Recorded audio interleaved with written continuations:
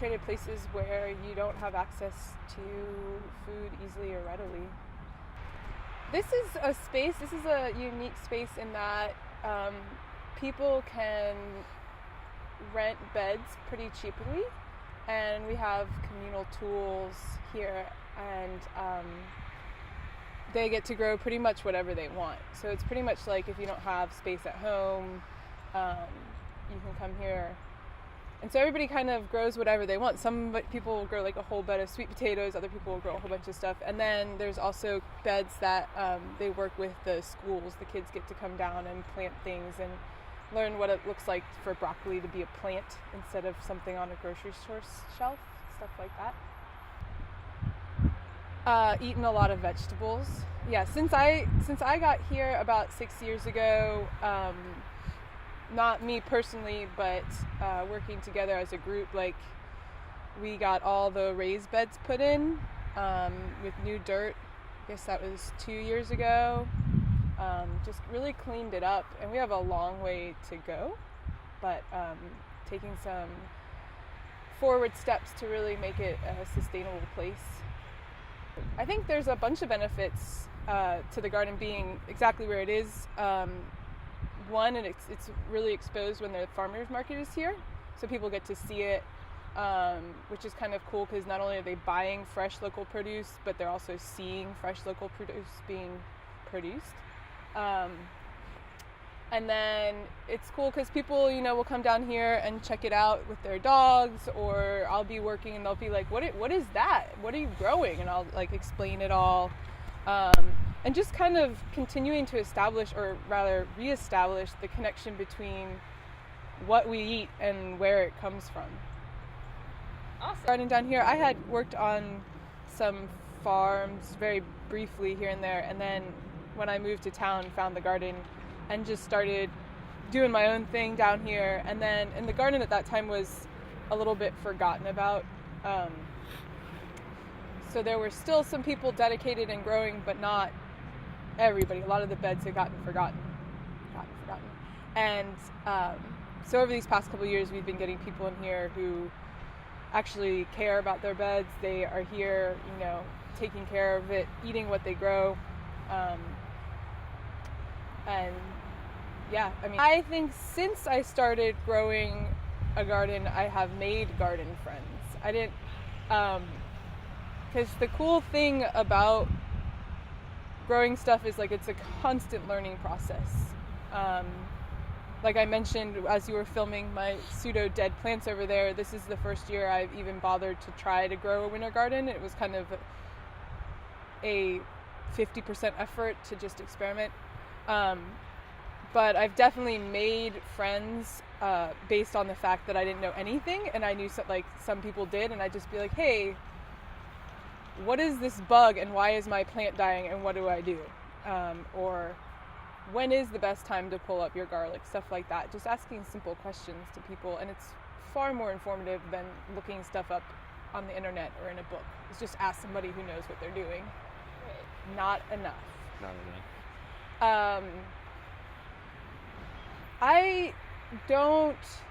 This is where I live, this is what I grow, this is where I grow, so I don't know a huge amount about other gardens' infrastructures. I know a fair number of other gardens, like some of the beds are communal, so you'll do communal work towards a communal crop. We are, like I mentioned, everybody's bed is completely their own. So everybody gets to do what they want. And it's great because we do have like the outreach here where the kids come in. It's so cool. I have a friend who was working with the kids a couple years ago, and there was like a broccoli plant, which is like a really big plant. And what we eat, the only part we eat, which is a shame because the rest of it is delicious, is like the floret where the flowers are going to be. And so it was growing, it grows right in the middle, and there's all these huge leaves around it, and she's asking these little kids, like, what kind of plant is this? And finally, like, they're all looking at it, one kid goes, broccoli? And it was like, wow, we are so disconnected from, like, what we like I mentioned, like what we buy in the grocery store wrapped up in plastic from like where it comes from. Do you think that this is a cheaper way to get produce for people who have trouble? Money-wise, it's labor intensive, depending on what you want to grow, and less reliable than the grocery store, in that, like I said, if we hadn't had 2-3 heavy snowfalls so far, like the bed probably would be way happier. It's just the whim and whimsy of the weather and what bug populations are moving in, and you always will get food coming out of it. It's just maybe for 3 weeks all you get is turnips. You know. The future here, lots of hope. We'd really like to start working on a sustainable watering system. You'll see some of the other beds in town have really awesome, or other community gardens in town have awesome like rain gathering barrels and stuff like that. So that's kind of the next big step for us in community garden. Well, eating real food is a good benefit for us, which helps benefit the environment. Again, and just spreading awareness. I mean, the number of times where I'm digging something up and people just stop by, just kind of like on the street, word of mouth. One of the things that I really like to mention to people when they're like, oh, I wish I could grow a garden, is like just the fact that plants are designed to grow and you just have to give them a minimal amount of attention. Not if you're trying to grow like a food crop and sell it, but like if you're just trying to grow some food and eat it, like just the plants are designed to do that, you know, like just go out and plant some stuff and see how it goes, which again I think starts to break down that disconnect between I have to go to a grocery store and buy produce that's wrapped in plastic, which just seems, and shipped here from Mexico or shipped here from California. Right. It also, I think, when you do start eating from a garden, like I don't eat tomatoes all winter long because they don't taste good.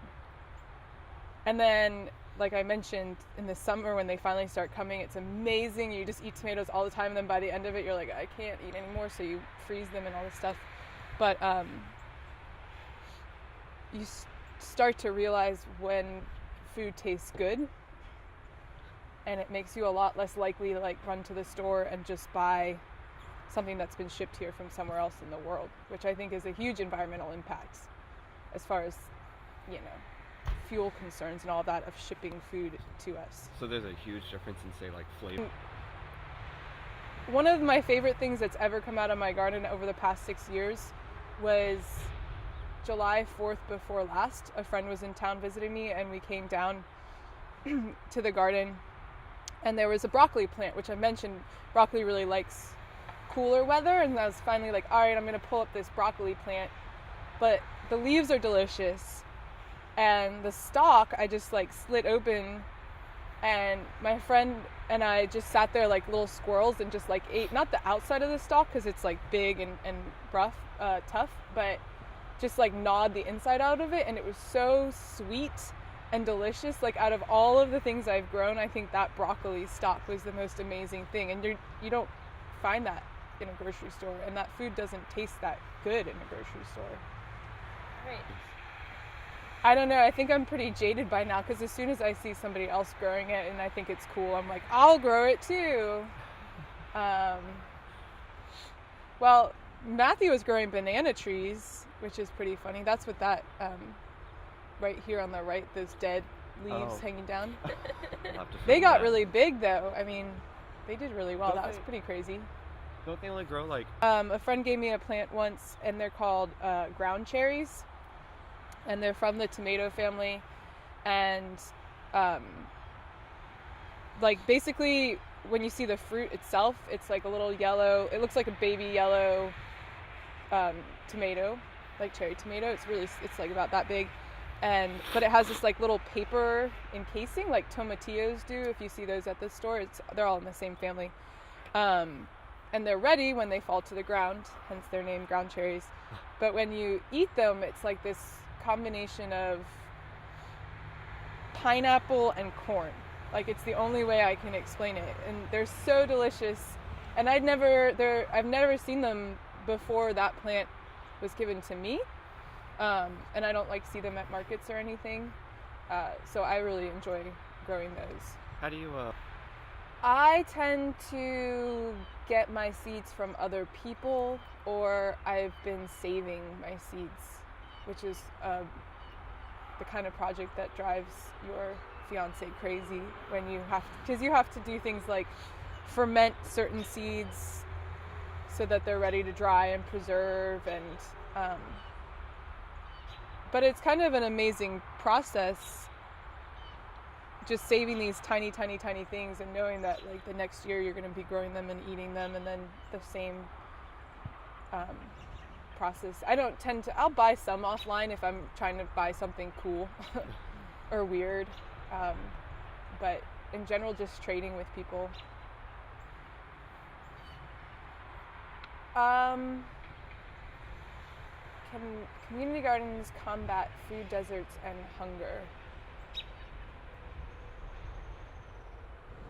I hope so.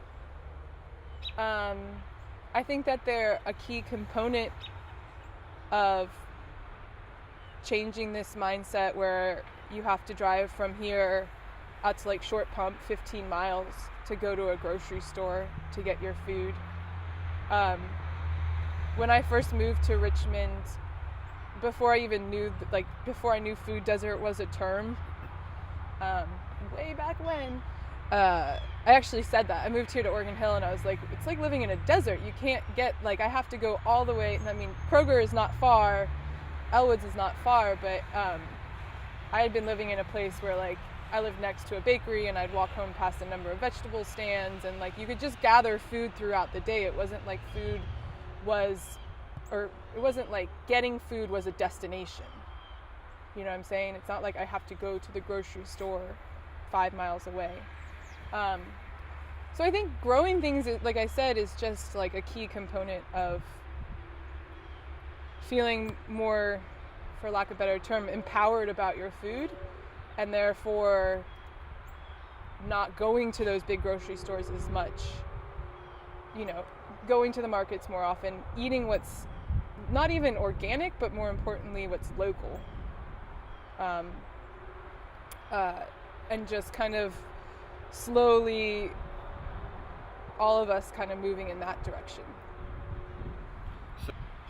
I was gardening, I worked on a couple of farms. This is kind of a farmhand in Spain. It wasn't as informative. I did it because I wanted to learn, but it wasn't as informative. It was more like, go pull up all of the carrots. It wasn't like an intense learning process, but I had that interest when I took that step to work on those farms. So when I came here, I immediately came down to the garden and was like, I want to plot, I want to start. And that's what I said, I mentioned, plants are designed to grow, so just try to grow them. If you get bogged down, sometimes I'd get bogged down reading things and looking things up and trying to make sure I didn't do it wrong. And, if you plant something in the wrong season, it just won't grow or it won't grow right. And you go, oh, okay, I shouldn't plant tomatoes in the wintertime. So it's, like I said, it's just a matter of just do it. Basic scientific level, if food is going to be shipped from places, it's usually, as far as I understand, it's going to have to be picked before it's exactly ripe. It's going to sit on grocery store shelves. Like I said, one of the reasons that food tastes better, like broccoli tastes better from your garden, is because it's still got all of the sugars in it. And so it tastes so delicious. I just told benefits. Yes, there are definite health benefits. One, to eating out of your own garden, because your food is fresh. Two, because you start finding out, hopefully different ways to use things that you wouldn't necessarily. Like I mentioned, eating the leaves of the broccoli plant, which they don't sell. They're so delicious. Got back into broccoli again. And then also, obviously, the health benefits of just going outside and working in your garden, which is not incredibly strenuous most of the time, especially when you have raised beds. But you're outside, you're in the sun, you're in the weather, you're digging in the dirt. You're just kind of completing a cycle of planting something, growing it, working it, and then ingesting it, and then using that energy to kind of go back out, grow more things, take care of them, so it kind of makes way more sense than, again, buying your food wrapped up in plastic, which is, gardens are designed to grow, plants are designed to grow, and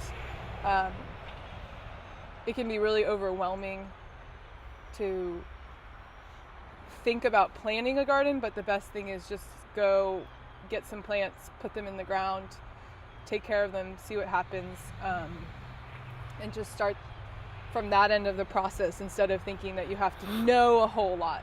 The plants already know what they're supposed to do. We just have to kind of keep an eye on them. And it's totally possible to do within a city like this. Oh, absolutely. I mean, in a bed like this, like, we all constantly start trading each other stuff. Like, oh, do you want some of this? Oh my God, there's a giant hawk